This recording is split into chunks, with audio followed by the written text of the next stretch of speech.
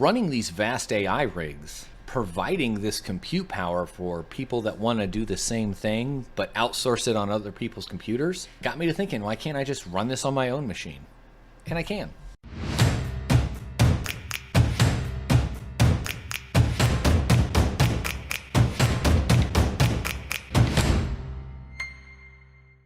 For a while there, I was using things like Midjourney or Blue Willow to create thumbnails for my YouTube videos. Those are the apps where you type in a description or a prompt of an image and it generates that for you, a generative AI application. Well, the free tier to Midjourney and Blue Willow just got worse and worse and then finally just went away. In fact, I think recently LimeWire bought out Blue Willow. I don't know what that's about. I didn't even know they were still around. Come to find out, the underlying primary application for those, apps I was using is called Stable Diffusion. And it is a free open source app that anyone can install on their local machines or on a server in the cloud or a server in the closet or whatever, and run locally to do exactly what I was using the free tier, so I had limitations, but a lot of people are paying to do. I don't think a lot of people realize that this is a free thing that's out there that you can just use. I found it and I started playing with it. I wanted to download the full Stable Diffusion locally on my machine. I took a dedicated workstation, installed Windows 10 on it, tried to go down that path and just install Stable Diffusion. Ran into issues, backed up.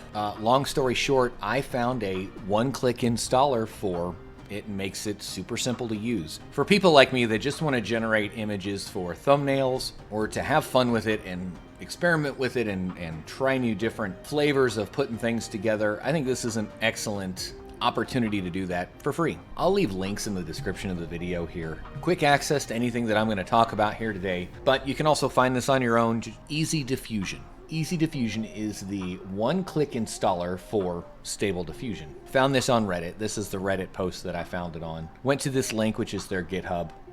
If you scroll down here, download for Linux, Mac, or Windows. Just click, whichever flavor you're working with. On the Windows version, you get a zip file. In the zip file, there it is. And just read the text file. It's how to install and run. It's literally double clicking and installs everything for you. I've already got this installed. I wanted to show you how to do it, but let's dive into the application a little bit further first. You'll get a quick link on your desktop after it gets done installing. It takes about 10 or 15 minutes to install. It's not a small application. An icon in your start menu, you'll get an icon on your desktop. When you open Easy Diffusion, it's gonna run a command prompt and put a bunch of lines of code in there and then open a browser window. And that's where you do all the things. There we go. Takes a minute. Okay, so since I've been doing this for a couple of days, I've been playing around with it and trying some different things. But by default, the original prompt is a photograph of an astronaut riding a horse. You're going to want to go through and install your most recent NVIDIA drivers because NVIDIA GPUs are going to provide the best performance on this. If you don't have an NVIDIA GPU, you can offload that workload to your CPU, but it is going to take quite a bit longer to produce results. Just right off the bat, we'll just go with this. We've got a prompt that says a photograph of an astronaut riding a horse. And if we don't change any of these things, you know what? I've already changed them and it remembered my settings. So maybe we'll dive into that a little bit first. You can generate a quantity of images if you want to just generate one image at a time, or if you want to do like 4 in a row, you can do them in parallel. So you can, if you want to generate 4 images and do 2 at once, it's going to take more resources of your machine depending on your GPU and stuff. That could be, no big deal. Got a pair of 3090s or an A100 or something, man, go for it. Got that done in no time. We can come here to control net image and take an image of something and use that as our starting point. It'll generate an image around that starting point based on your prompt, which can come up with some really funky results. Model here, there's a lot of different models that you can download, and we'll get into that a little bit later. We're just going to start with this one at the top. I don't think this is one of the default models that it comes with. You get I think 2 models, 1 or 2 by default that are part of the app when it downloads. I don't remember which ones they are because I've downloaded a lot. And then your sampler are these, I don't even know what these mean, but they kind of produce different results again. So going through and playing with the different samples and the different models really can help you fine tune your final results on your image. Image size, the bigger the image that you make, the longer it's going to take to generate, of course, and the more horsepower it's going to take on your machine. Right? For what I'm trying to accomplish, which is like thumbnails and just playing around and stuff, 1280 by 720 is more than enough. LORA, I haven't dealt with yet. Again, I've just been playing with this for a couple of days, so I'm definitely not an expert on prompts and AI generation or anything like that. I just wanted to share some cool stuff that I found, and maybe it'll be interesting to you as well and help somebody else out there. Image seed, I just randomize. Again, I don't really know what that is, but we're gonna just go ahead and make the image. It's gonna go through and take a little bit of time to generate all the things. By default, the inference steps are set to 25. From what I've read and seen in other videos and learned is typically 50 to 100 is like the sweet spot of getting an image that's mostly finished. I don't know, I typically leave it at 25, and then when it's all said and done, you can run it another 25, and then another 25, or another 100, or 200, or 500. This is very, very customizable, guys. Later. Well, that's pretty weird. So it looks like we're pretty far off. I don't really know what we're trying to accomplish because we're using just the example prompt. Change our guidance scale. Again, I don't know what that really points to. Let's just change the guidance scale and make another image. Now, while it's doing that, we can open the task manager and take a look at the performance, and we see that it's not really like pegging the GPU all the way. I don't know why that is. If you know a way to kind of open this up more and allow for more processing to happen on the GPU side, leave a comment. Let me know, because I'm having trouble figuring that out. Now, I did have an RTX A2000 in here, just the 6 gig model. Power consumption was really low because it doesn't need any external power to run. And it does the job. I mean, it takes a little bit longer. I noticed that the RTX 2060 12 gig spits this out a lot faster. Well, maybe not a lot faster, a little bit faster. Let's see what we got now. Boy, that's very different than our first image. When it comes to the model, you can see I've got a lot of different models here that I've installed or downloaded and made available. I do like this one here, Dark Sun, that's pretty cool. Curiouser is a good one too. Let's look at Clusterfuck. Same everything, all the same settings, and we can just hit Q next image. So after the first one's completed generating, it'll start working on the next one. Eventually. All right, that's different. We can see here that this was the type of model that was used, and these were our results. Later. Wow, that's very different. Again, let me show you a good place to get new models. Civit AI. When you go here, this is actually the homepage, place where, you know, images and GIFs and things are uploaded. People have made these and put them up there, and they're proud of what they made, and they want to share it. Cool.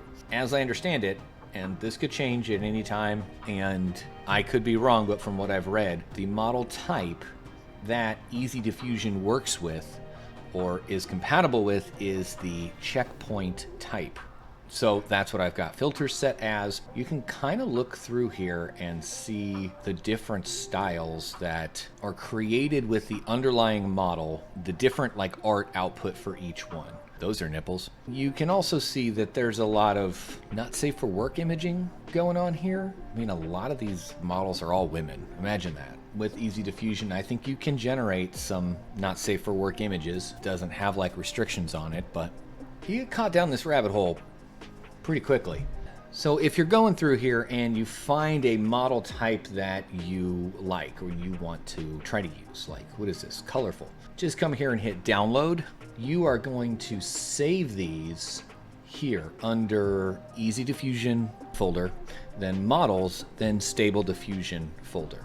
Just hit save. These models are huge. 2 gig, 6 gig, 8 gig, 10 gig or more, but this is what your images are based on. So your download is done. If you download it in the primary folder, all you got to do is hit refresh here and it'll pop right up. Look, colorful. Let's talk a little bit about the prompts themselves. The more detailed and specific you are, the more clear and defined your output's gonna be. I'm not good at that. I'm pretty basic. I'm a basic bitch. There are lots of sites out there that can help you with this. This is one that I found that worked pretty well. It's Hugging Face. This is actually where you can get the primary Stable Diffusion or Stable Diffusion XL or Automatic 1111. And you can type in your initial text here and it'll give you some examples that you can use or kind of tweak the way that you want and input in to get something completely different.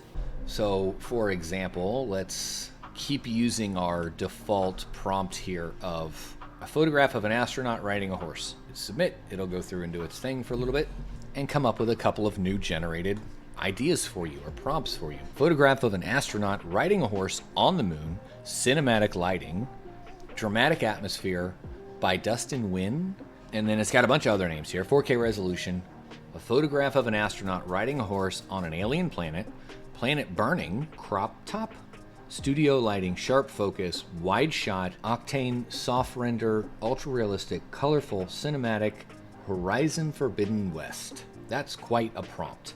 Put it in queue. All the other settings exactly the same. I wonder if we can make the thumbnail for this video. Let's do that.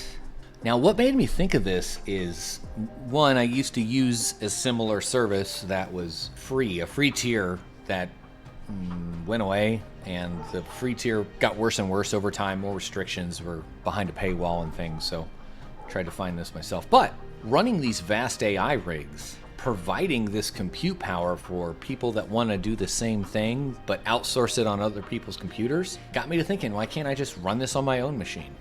And I can. I really want to make a cool thumbnail for this video, in this video. Usually I make the thumbnails before I even start filming. Kind of gives me an idea and a direction of what, I want to take the video, I guess. And if you made it this far in the video, go ahead and give it a thumbs up if you learned something today. I really appreciate it, and it helps the channel. 2 hours later. Yeah, so, the point here is you can really go through and fine-tune it. I think that's going to be the thumbnail for our video. Running on fumes, guys. You don't have to pay a Midjourney or a Blue Willow or any of those online AI generation tools. You can do it locally on your own machine with these types of apps. Stable Diffusion specifically. There's a lot of them out there. Hugging Face is a great place to go to learn more about this side of the geek web. I really like it. I'm going to be going down this rabbit hole quite a bit more. So if this is the kind of content that you like to see, consider subscribing to the channel for more stuff like it. I'm really enjoying this, and I've got a whole bunch of compute laying around here. I might as well put it to work, right? Don't forget to like and subscribe, and of course, thanks for watching.